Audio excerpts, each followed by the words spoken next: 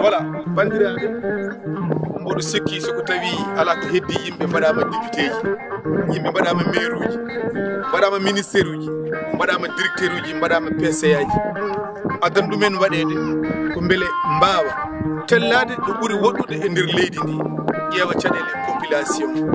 So tawi ala ko heddi yimɓe nomama parama assemblée nationale wonko ɓuuri jojjude e haalullaji munen ko wona yennodirde, ko wona ƴettodirde. Hande gonɗen ko ɗo henna e nokku ene wiye Poolel Awluɓe, ko noon tigui e Sinthiane Poolel e Waly Diala.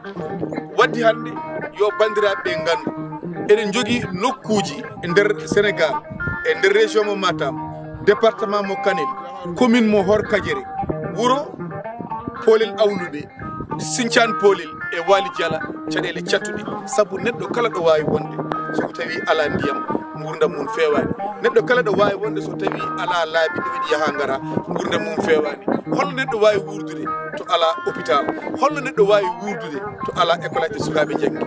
Waddi ko wiyete ko député soko tawi notima inde muɗum wonko jojji ko wona hebde assemblée nationale ene ƴattodire. So tawi projet de loi haalama walla vote budget haalama, au lieu que neɗɗo o adda hen wonde wuro ene nokku naggam ene foti dañde forage, ene foti dañde école, ene foti dañde dispensaire e goɗɗum eko wona ɗum, kono ala wona ene haalana min Sweet Beauté, kono ala wona ene haalana min projet Sonko. Ɗiɗo ɓulli ɗeɗo caɗele e projet Sonko c'est diamétralement opposé, wona hunde nandude, wona hunde jiidude.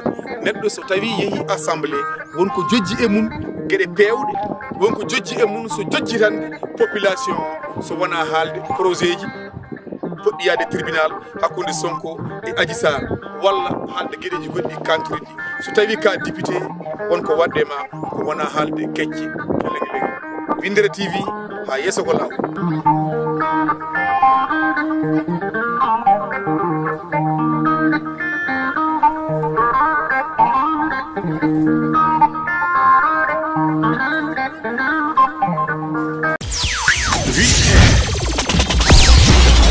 Ville Air.